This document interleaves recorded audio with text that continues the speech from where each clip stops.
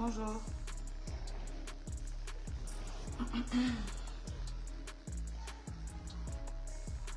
Bonjour, vous allez bien?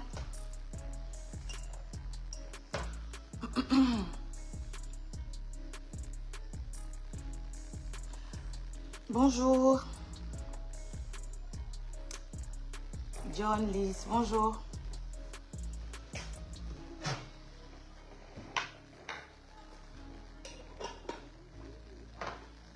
Regarde, t'en as renversé partout sur la tasse. Nettoie-moi la tasse, s'il te plaît. Bonjour. Vous allez bien? Nettoie, il y a du café partout. C'est dégueulasse. Je veux un café. Maman de Sao, sorry, tu es trop loin, je pense. Alors, j'espère que vous allez bien. Donc là, j'ai deux bonnes nouvelles. J'ai deux bonnes nouvelles et une mauvaise nouvelle. Donc je commence par une bonne nouvelle et la mauvaise, et ensuite la bonne. Ou je commence par les deux bonnes nouvelles, ensuite la mauvaise nouvelle. Alors j'ai deux bonnes nouvelles et ce sont des nouvelles, je pense, qui vont ravir toutes les clientes de la boutique Dash Closer. Enfin, pas de la boutique, des enseignes Dash Closer, Balanga Luxury. Et voilà, je crois que ce sont les Dash Closer, Balanga Luxury et Intima.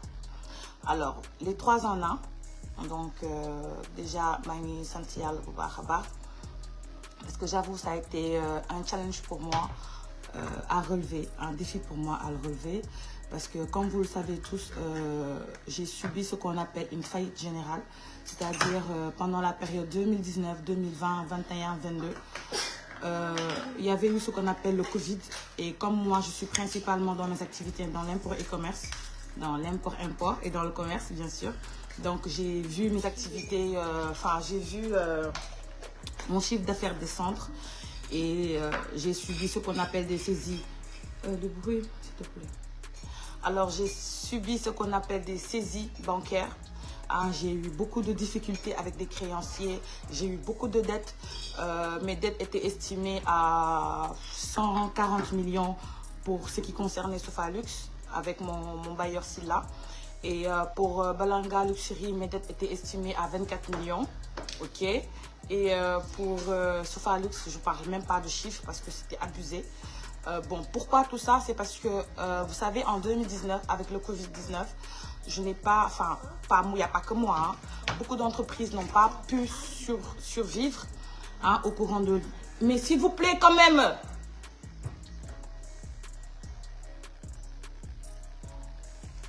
Je sais pas, en fait. Voilà. Alors, au courant de 2019, beaucoup d'entreprises qui étaient basées dans le commerce, principalement dans l'import-export, ont eu des soucis. D'accord? Et moi, en 2019, je n'étais pas affectée. Parce que c'était le début du Covid et ça allait pour moi. Donc, j'ai continué à avancer. Mais j'ai eu des soucis en 2020. Pourquoi? Parce que je n'arrivais plus à importer. Les conteneurs en location vide étaient passés de 3 000 $ à 12 000 $. Sans compter la marchandise, la douane, j'en parle pas. Et voilà, j'ai failli, voilà, j'ai été touchée, on va dire ça, parce que je ne suis pas la seule. J'ai été touchée par la crise financière qui était une crise mondiale. Je rappelle que le Covid-19 ne s'arrête pas au Sénégal pour des illettrés qui vont tenter à ramener le débat au Sénégal. Donc, tous les pays étaient affectés, personne ne circulait, les personnes, les biens, il y avait zéro circulation partout dans le monde. Donc, comme tout le monde, j'ai subi et j'ai vu mes boutiques toutes fermées l'une après l'autre. Ce qui m'a fait le plus mal, c'était la dernière boutique Balanga, c'était Kergori qui a fermé. C'était mon coup de cœur. J'avais investi dans la décoration, c'était bien et ça a fermé. Mais, comme on dit, dans l'entrepreneuriat, c'est comme ça. Donc, pour les gens qui veulent plus être salariés, pour les gens qui veulent investir ou juste se lancer dans l'entrepreneuriat, il faut se préparer mentalement, psychologiquement. Parce que vous savez, la dépression que j'ai eue, la cause principale, c'était moi qui me levais à 7 h du matin. Maintenant, j'avais plus de boulot. Voilà. Moi qui me levais à 7 h du matin. Moi qui avais des employés. Moi qui étais tout le temps chargée, bookée. Je n'avais plus où aller. Je me réveille à 7 h du matin. Limite, j'amène les enfants à l'école. Ensuite, je reste à la maison, je regarde la télé. Et je me suis dit, mais attends. attends, Nabou. C'était pas possible. Je me suis dit, mais attends, je vais pas faire ça. Rester dans la... Je peux pas rester une journée dans la maison. C'est pas moi. Moi, depuis l'âge de 16 ans, je travaille. Je travaille comme une imbécile, je travaille comme une conne. Donc, me retrouver un mois sur un mois, 30 jours sur 30 jours chez moi, avec les bonnes, je n'ai rien à faire. Je regarde TFM, je regarde les télés, je regarde YouTube, je suis énervée, j'ai pété un câble. J'ai pété un câble parce que pour quelqu'un qui avait des millions, se retrouver avec des comptes à moins 1000 francs, moins 2000 francs, quand j'appelle mon gestionnaire, je veux juste demander, on me dit, mais Nabou, vous êtes à moins 1000 francs. Quand j'ai eu ma gestionnaire de la CBAO, mon compte est passé de 500 millions à 1000 francs. Dama njëkk a toogaat. Dama toogaat. Ma ne ko lan nga wax mu ne ma Nabou yaa ngi moins 99 francs sax am naa ci moins. Banque bi nee na ma Nabou yaa ngi ci moins 99 francs. Dama toogaat. Ma toogaat. Jooy naa moom parce que dama gaaw jooy ma jooy. Mu ne attends. Plus de 4 activités yoo xam ne dañoo tëj. J'avais un immeuble sur les 2 voies de Liberté 6. Plus de 3 activités, le salon, le spa, tous les meubles, les peut-être banque de saisir, les biens, yep lañ ko jël. Amuma fa sax sagar. Bobu mu jall. Ñu pousse touti sama bi ma mujj ubbi tëj même pas 3 ans mu tëj parce que Covid bi dafa ñëw jax affaire yëpp comme j'expliquais tout à l'heure. Man mi doon am liquide dama ba def amatuma woon liquide. Ma ne je sais pas quoi faire. Je tourne en rond, j'essaie de faire des prêts bancaires. J'ai des titres fonciers, moi j'ai des biens immobiliers. Mais vous savez, c'est pas parce que vous avez des biens immobiliers que la banque va vous suivre. Parce que vous savez, la banque ne connaît pas quelqu'un qui descend. La banque prête que à ce qui monte. C'est-à-dire que bo amé liquide, ñu lebal la. Bo amul liquide, duñ la lebal. Même bo amé ay titres fonciers lu kenn xamul, duñ am confiance parce que dañ naan da nga daan. Loolu lañuy wax. Banque bu ma dem ñu ne ma non, vous savez, actuellement, il faut ça. J'ai dit OK. Je n'ai même pas, c'est-à-dire jëkkër bi ma takk sax sama jëkkër sax compter si sama jëkkër mënu ma ko woon. À l'époque, j'étais mariée avec Monsieur Fall. Il n'a absolument rien fait dans la situation. J'étais comme ça, toute seule. OK. Tas bi am, je me suis remariée avec Monsieur Bergane. Je me suis dit, peut-être que dina tane, il va peut-être penser m'aider. Parce que moi, dans ma logique, dans ma tête, c'est que quand tu es avec une femme qui a des soucis, c'est pas obligé, j'appelle quoi, mais au moins, donne-lui la main. Au moins, parce que nous beaucoup nek bi ñuy fanaan.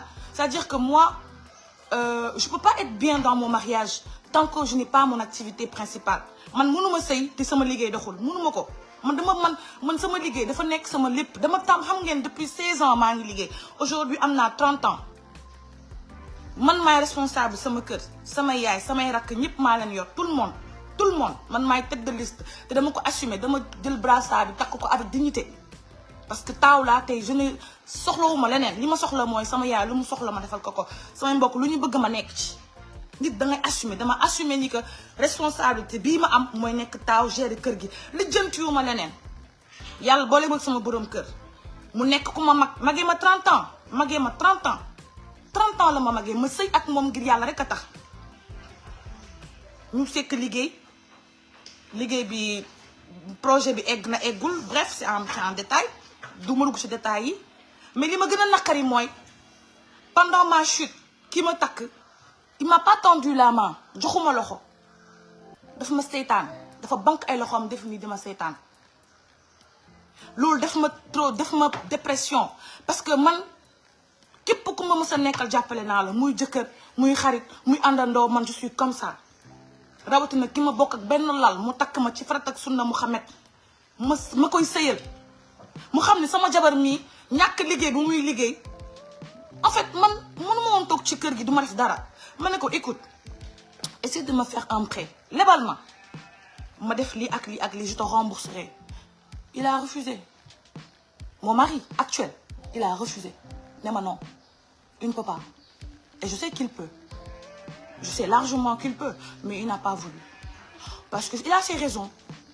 Sa famille lui a dit que man xaalis laa ko toppee patati patata que je suis là pour son argent bref j'ai tout entendu rien du tout mais ma toog muñ xam nga lu tax ma muñ parce que dama ko bëgg a xamal ni que te dama koy wax fii ñëpp dégg ko te bëgg naa mu jot ci te dina ci jot dama ko bëgg a xamal ni ko man maa ko tànn yàgg nañ yàgguñu li ma gis ci moom daf ma doy ak même bu ma abandonné sax si dans les moments difficiles man jàppewu ma ko dara dama xool bàyyi nii jàppewu ma ko dara mais nag xam nga le challenge c'était quoi me relever et trois fakal la machallah alhamdulillah je me suis relevée et pourquoi je le dis publiquement te mu nekk mbóot ci biir kër gi c'est parce que y a des femmes qui m'écoutent ay jigéen yu ma def référence yu may déglu ñu dund li may dund te dama bëgg ngeen xam ni que bu leen compter ci jëkkër bu leen yaakaar ci papa bu leen yaakaar ci yaay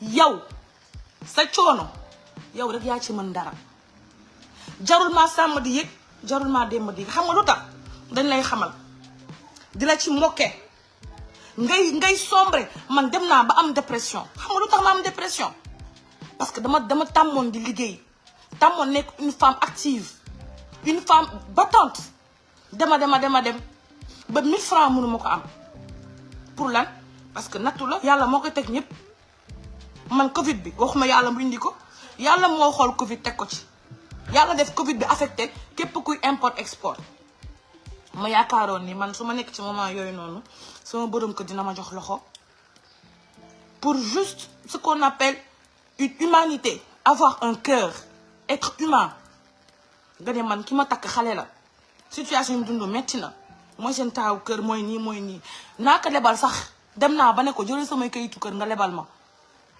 mu bañ ne non moom du leblee voilà di ma jox ay 500 000 200 000 man lan laay doyee 200 000 gars je suis dans les problèmes mais 200 000 francs doyuma journée j'ai une très grande famille j'ai des frères à l'extérieur 200 000 francs doyuma journée le pire ma feebar vous avez vu la période où j'étais malade là ma feebar sama yaay woo sama borom kër ne ko sama doom dafa feebar jàppale ko xam nga lu mu wax sama 1 franc du dem ci feebaru xale bi sama yoon nekk ci moom sama yaay ne ko mais ba nga ko doon takk feebarul kii dafa am dépression te liggéeyul yoruñu moom moo ñu yor man même maa ngi liggéey mais sama doom moo ma yor te li ñu laaj dafa bëri ci ordonnance jàppale ko xoolal 1 franc joxewu ko mu ne sama nijaay woo ko de sama nijaay jógee ba Ganju ba fële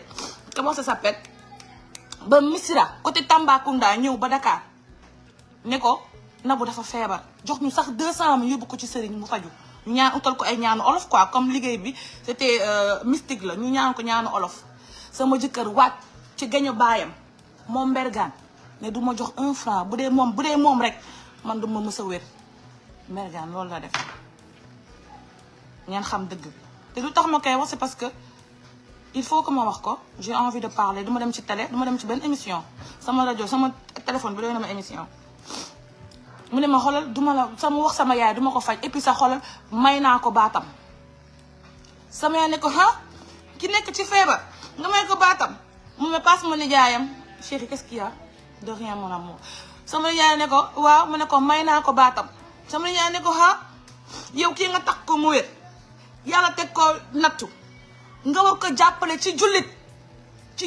ak moromu jullitam nga war ko jàppale ba mu wér bu wéree nga may ko baatam mu ne non may naa ko baatam dafa dof xaj dañ seen doom elle est folle elle est carrément malade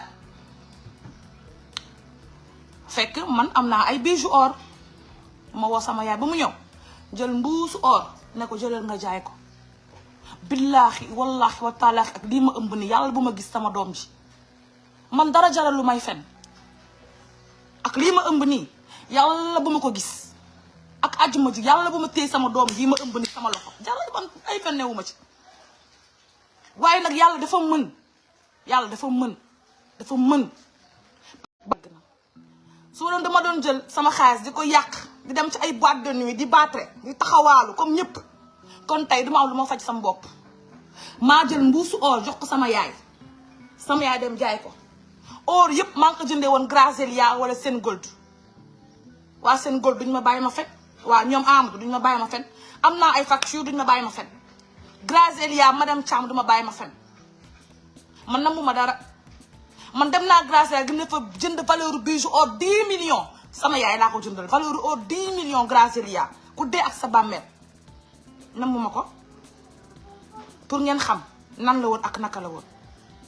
sama jëkkër fajuma 1 franc maanaam 1000 francs joxu ko sama yaay. xam nga kan moo intervenir ba mu jox ma 200 000 francs pour ma lekk parce que mënu ma woon sax lekk. son excellence honorable député Mame Diarra Fam moo ko ne sa jabar ci maa ngi ko fekk ci kaw mu ngi jeex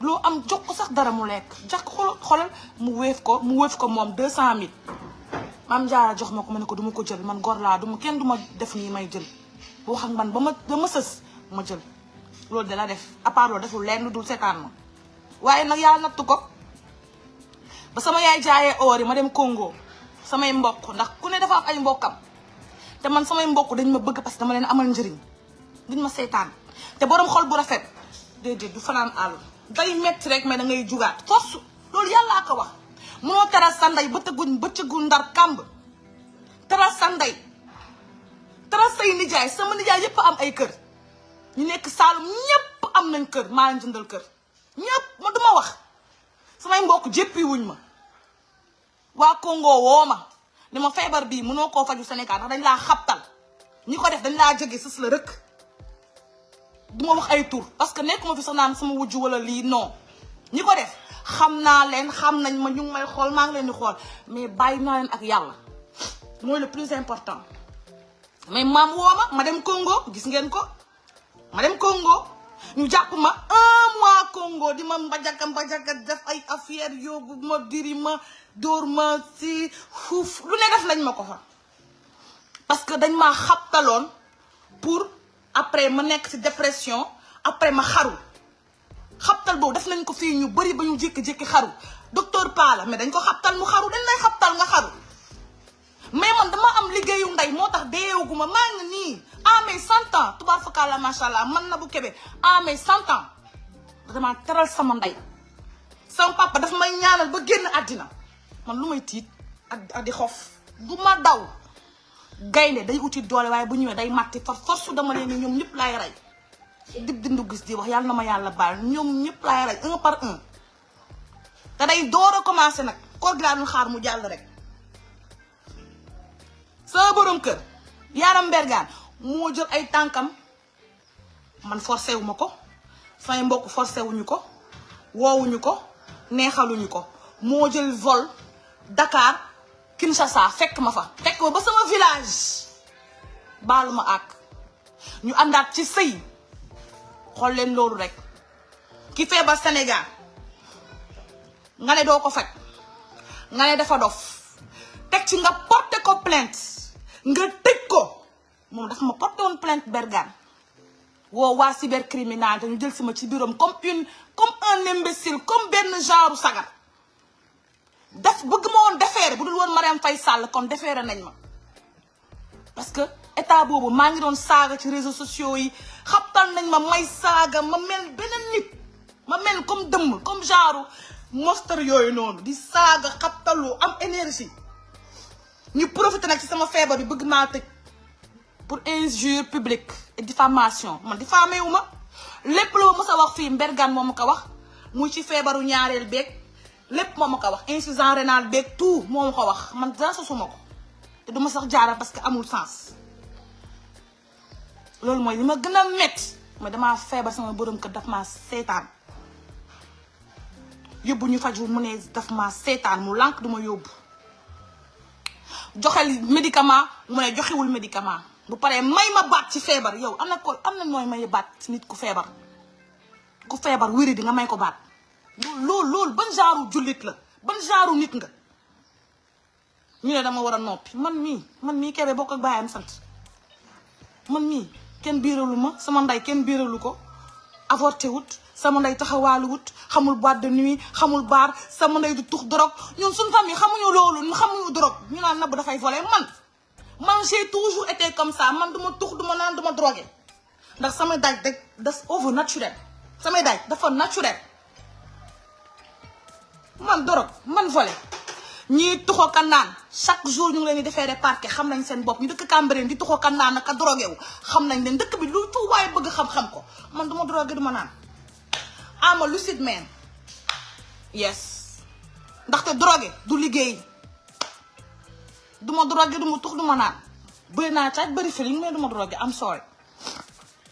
sama jëkkër fekk ma ba foofu ñuy waxtaan dama ko bëgg Mbergane dama ko bëgg moo tax ma mën ko baal parce que su ma ko bëggul woon wallaahi wala zim du ma sax ëmb duma ko sax xool bay sëy ak moom ba ci ëmb du nekk du am bëgg moo tax bëgg ko moo tax ba ma ñëwee fekk Congo wax ak man ma baal ko ak ndax sëy da ngay muñ lii mooy muñ nag mooy sa jëkkër tooñ la ba ñëpp xam ni moo la tooñ am na sax ñu ko xamul mais ma décidé man sama famille ñëpp ne ma génn ci sama yaay tout le monde ne ma génn ci ma ne non du ma si génn parce que kii dama ko bëgg a sëyal lu amul fenn Sénégal te pour ma sëyal ko nag il faut ngeen xam ni cas bi demee normal moo tax ba mu ñëwee fekk ma samay maam ñëpp bañ ñoo bëgg bëri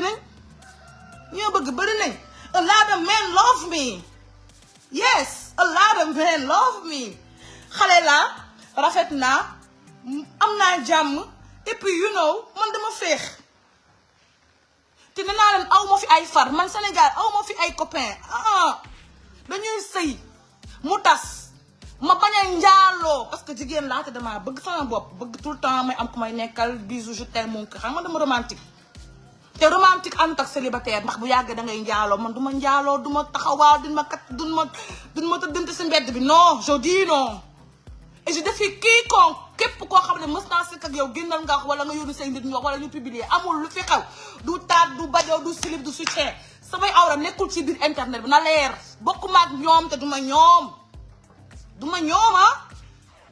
ñoom sëy tas nag toog di mbaraan nag yooyu yëg moom mën xalaatuma ko je préfère di sëy di tas que toog di mbaraan paay tëddee ma njaay tëddee ma ndax ay mbir xaalis man xaalis dama koy liggéey I work my money don't sleep me touch me and dërëñ me give me money I'm not a bitch I'm the bitch of my husband sama caga jëkkër la waaye duma caga mbedd déedéet man lan bokku maag ñoom nduroowu maag ñoom duma ñoom duñu man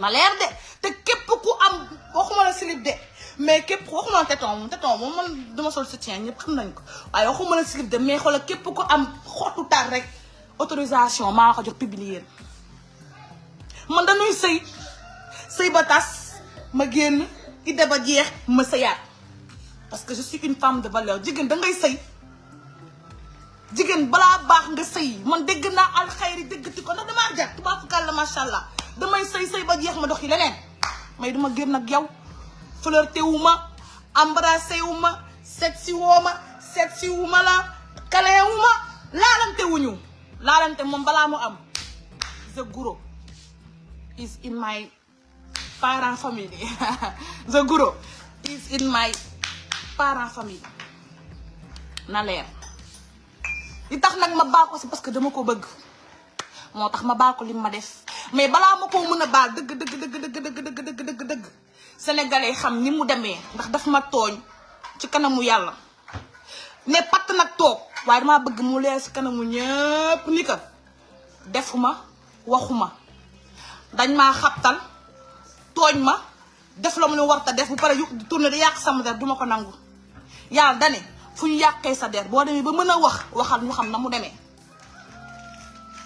man ci sama bàmmeel moom mi ngi ci bàmmeelam moom Mbergane mënta génn weddi ay mbokkam mënuñoo génn weddi ndax lépp mi ngi fi samay nijaay ñu ngi fi deewuñu sama yaay ñu ngi fi deewuñu lam defoon yëpp mi ngi fi dara mënu fee umpe te bu weddee xam nga mën naa weddi wala mu nekk en famille weddi mais ku dee ak sa bam te yëmmal xiyaam maag moom dañ tege ca kanamu yàlla dañ tege de maag moom yëmmal xiyaam dinañ toog yàlla toog ñu àtte ñu normal ndax àtte bi du fii mais kenn mënul wedd ndax ku dee ak sa bàmmeel ak lii ma ëmb nii il faut ma wax ko ndax daf ma tooñ ba ci kanamu yàlla te balaa mu maa gën a neex fañ ma bëggee woon njéebaane ci publiquement bi mooy ci ëttu Sénégal gii ma gën a fi sada sama der ba mu set wii ci je m'en fous des commentaires ndax maa ko dund man mii maa ko dund am fu lay fayda nag ni Dakar génn wax ko ku nekk nag ak sa choix mais man li ma dund métti na métti goo xam ne mënu ma ko woon a deewaale il fallait que xale jigéen ñi xam ni que gis nga àddina dafa tëradi dafa tëradi, c'est très dangereux dafa tëradi moo tax tout le temps ma leen ni soññ si liggéey leen dee leen liggéey amal leen seen bopp dara boo yaakaaree ci sa borom kër billaahi wallaahi wataalaahi bés dina ñëw nga màcc sa loxo ndax duñ fi du maanaam yow yaay toog parce que da nga bëgg a toog comme li ma daal man maa toog parce que damaa bëgg sëy mais gis nga bu doon def lu la neex dafa dagat kon tas naa bu yàgg dem sama yoon mais da di nag li ma jigoon jigatuma parce que dem naa ba comprendre ni que du lu la naqari rek nga tas des fois da ngay toog nga muñ te loolu expérience moo tax ma xam ko mais pour muy clair baal naa ko àq ci kanam sénégalais yëpp li ma ko jàppaloon comme génn na rek baal naa ko àq waaw dafa metti woon metti goo xam ne mënu ma ko woon a noppi waale lii waral sama dépression bi lii ko waraloon waaye comme am nañ fu lay fay fekk may ba ci samay mbokk ñaan saan bañ may ma ko ba doom di juddu fi ah tubaab fukaar la macha allah kon man sama ngàcce ngaalaama ngàcce ngaalaama bu fi yemoon sax mu neex man bu fi yemoon sax mu neex ndax su ma gëstoo xool Ahmadou Bamba su ma gëstoo xool Bamba ne ko Bamba Bergane kaay mu ñëw ma xam ne jeex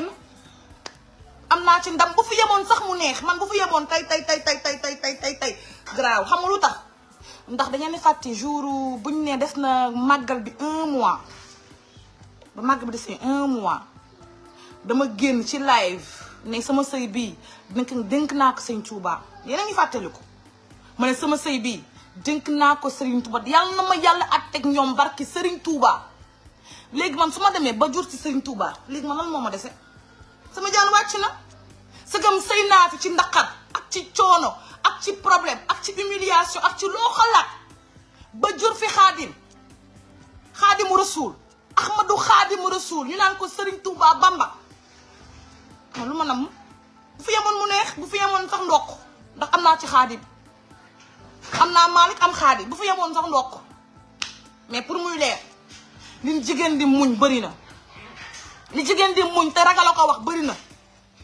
Myrma yaa tax ma sorti ñëpp dañ la ŋàññi ni que dangaa wax sa problème mu viol ak am di patati patata ma chérie tu as bien fait de parler on s'en fout gis nga quand tu as quelque chose qui te fait mal tu le sors et tu parles Sénégal lii moo ko yàq dund lu metti toog sa néeg ma ne dangay génn nga wax ko il faut dénoncer les coupables on s'en fout de qui ou de quoi on dénonce les coupables c'est tout gis nga Myrma toi tu as subi un viol moi j'ai subi pire qu'un viol j'ai subi une comment ça s'appelle un agressement intellectuel émotionnel j'ai failli Myrma man xaw naa dee su ma dëgërul woon damay xaru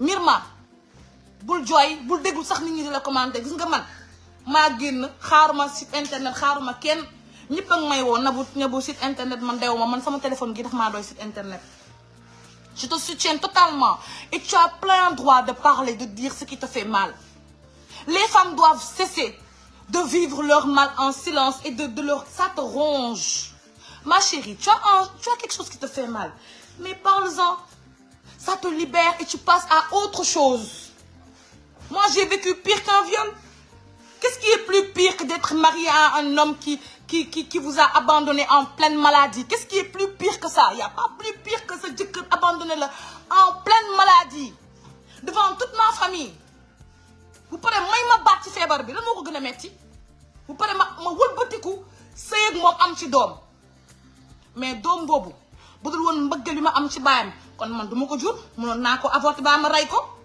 su ma gëmul woon yàlla dama koy avorter baa ma rey ndayam mais dama bëgg baayam te lu ma def moom la moom ko war a def moo tax ma ne nokkaara jurul ko doom bu tuddul ko Sëñ Tuubaa ko sos waaw nii laa liggéey donc Myrma tu as bien raison de dire ce qui te fait mal et je ne suis pas la seule et les gens sont pressés de juger tel a dit ça elle devait pas dire ça non chacun vit sa vie comme bon le semble vous ne payez pas mes factures je ne paye pas vos factures qu'on se respecte Si j'ai envie de dire ce qui me dérange, ce que je dis, mais il est où le problème de qui que ce soit? Il n'y a pas de problème.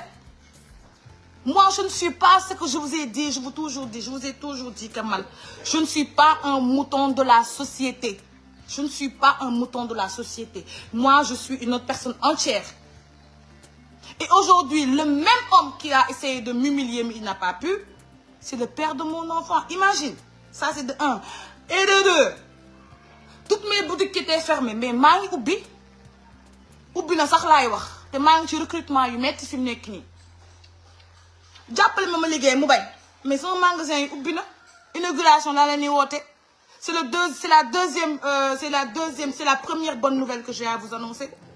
Mais que là, actuellement, nous sommes en train de procéder à l'ouverture d'une des boutiques de Dash Closer.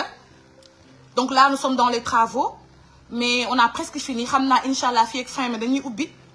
Donc pour celles qui veulent du travail, déposez vos CV. J'aurai besoin de gérantes, j'aurai besoin d'assistantes et de peut-être 2 ou 3 vendeuses. Au total, j'aurai besoin de 6 personnels. Chérie, arrête de faire tomber le live. J'aurai besoin de 6 personnes au total. Gérante, caissière, vendeuse, 3 vendeuses, une gérante, une caissière. Voilà, donc on va ouvrir aux Almadies. On va ouvrir vers Keur Massar également. Donc, nous de côté Keur Massar, Pikine, Guédiawaye, Thiaroye, nous allons déposer. Nous de côté Ngor, Almadies, Ouakam, nous allons déposer parce que nous allons pour la proximité, pour les embouteillages et puis ne pas arriver en retard et tout ça. Donc, le message qu'il faut retenir tout ça, sur tout ce que j'ai dit, c'est que je me suis battue seule. Je suis tombée, hein, mais je me suis relevée seule. Je n'ai pas eu besoin d'Adam ni d'Ève. Je me suis relevée seule et dignement. J'ai vécu des moments très très durs de ma vie, mais dama sant Yàlla parce que mën naa muñ. te Yàlla mi xool Nabou Kébé ba mu doy ko teg ma natt Yàlla boobu moo xalaat Nabou Kébé ba mu doy ko suturaalal ma ba sama magasin yi ubbi waat. kon bu ñuy féliciter man ci ndum la ñuy féliciter duñ féliciter keneen man ci ndum la ñuy féliciter. Je mérite des félicitations parce que c'était pas évident que ma jugaat daan bi ma daane woon dama daane woon émotionnellement j'étais tellement désespérée que je ne pouvais pas me relever. Je me suis dit c'était pas possible, mais je me suis relevée malgré tout ce que les gens disaient sur les réseaux sociaux, patati patata. Je me suis relevée. Et vous savez c'est quoi le challenge? Ma boutique va ouvrir là à la fin du mois. Plus grand mu xoolal plus. Je défie quiconque képp ku nekk Sénégal sa magasin bu gënee rëy sama magasin rek ma xaj 6 étages laa ko buddi ndax mer magasin bi am nga rez-de-chaussée am nga premier am nga deuxième am nga troisième am nga maanaam centre commercial laa def ndax dama mer te yàllaa fi ne yàlla moo fi ne li boo doon su ma doon lijjanti li Awa di wax ak li Adama di wax kon du ma egsi. gis nga gaynde boo ko bëggee rek jam ko paaka rek doyul il faut nga dagg bopp bi te heureusement sama bopp bi dagg. Donc la colère que j'ai eue dans cette situation, j'ai déversé ça dans mon travail. Et j'appelle à toutes les femmes de faire pareil. Pleurer ne résout pas les problèmes. Pleurer ne change pas ton quotidien. C'est à toi de te lever. C'est à toi de déplacer des montagnes. Et je suis très fière. Je suis plus que fière pour moi parce que metti woon na wéetoon naa ci gisuma kenn mu ñi ma doon may ci réseaux sociaux yi ñi ma doon don ñi ma doon sarax kenn gisuma woon kenn à part sama yaay ak sama doom gisuma woon kenn je n'ai vu personne mais j'ai eu Dieu yàlla rek dafa doy boo gisul kenn yàlla rek dafa doy. te yàlla nañu yàlla lafal cat te yàlla nañu yàlla musal ci saytaane yàlla na ma yàlla musal ci saytaane yàlla na ma yàlla siixlu yàlla na ma yàlla cat siixlu man loolu lay ñaan ñaanu ma leneen ñaanu ma gudd fan ñaanu ma leneen yàlla na ma yàlla cat siixlu lay ñaan. kon ñëpp ñu doon wax Nabou Dash nii tëj na nii ngal la waay ouverture bi rek ouverture showroom bi wala ouverture centre commercial bi am leen fulla am leen fayda bu leen fi teg seen tànk. képp ku doon wax bu ma ubbiwee ba def sama xam nga man damaa bëgg lu rëy def samay opening day artistes yi bongo maane ñëw képp ku ma mosoon yekk lu ñaaw amal ful ak fayda bu fa teg sa tànk bu fa teg sa tànk yow continuer sa yoon rek nga tracé dem sa yoon. fi yàllaa fi ne yàlla yoru fi kenn yoru fi kenn yàllaa fi yoru ñëpp kenn yoru fi kenn yoru fi teraangay kenn.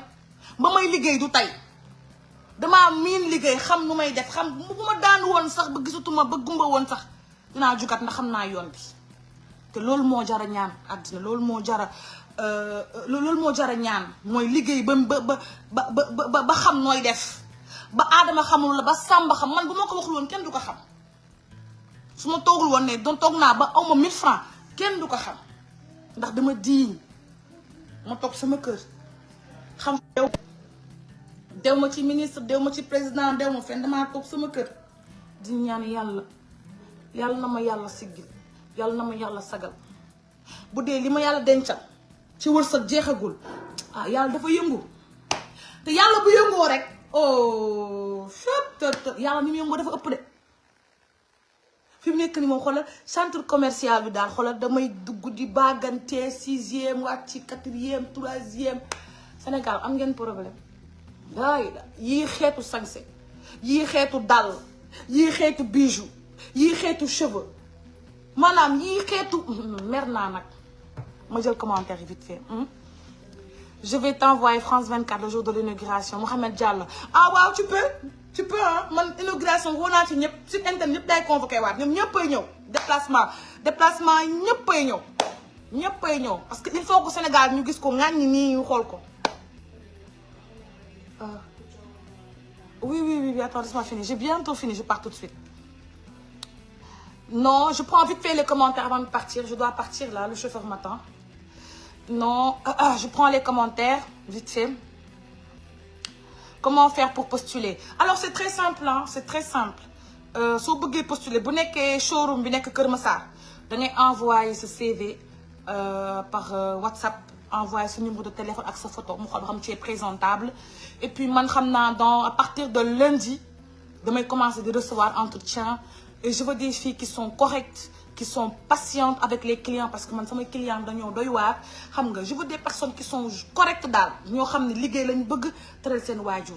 Je suis ay retard sama papa dee naag sama yaay dee naag sama biir day daw man loolu xaw ma ko parce que damaa daan woon jugaat damay gën a sévère instant yi damaa gën a sévère gën naa tàlli nag ci fay bi mais damaa gën a sévère daan la fay ba nga kontaan mais damaa sévère 1 2 3 mu dàq la donc il faut que nga pare pour liggéey nga xam ne liggéey c'est le liggéey après l'heure du liggéey ce n'est plus le liggéey l'heure c'est l'heure après l'heure ce n'est plus l'heure voilà man daal lii laa bëggoon wax ku mer nag matal sa bakkan je m'en fous de quelqu'un na leer daal j'aimerais bien être ton assistante Bilal j'adore ton bravo et ton courage machallah merci beaucoup ma chérie yow daal postule rek si tu as les ani bébé bi mi ngi fi mu ngi ci sama yaay dama ko bëgg wane moo tax dafa xam nga dafa tuuteegum ba ci kanam ba mu dëgër rek moo tax bëgguma ko wane mais dinaa leen ko wan incha allah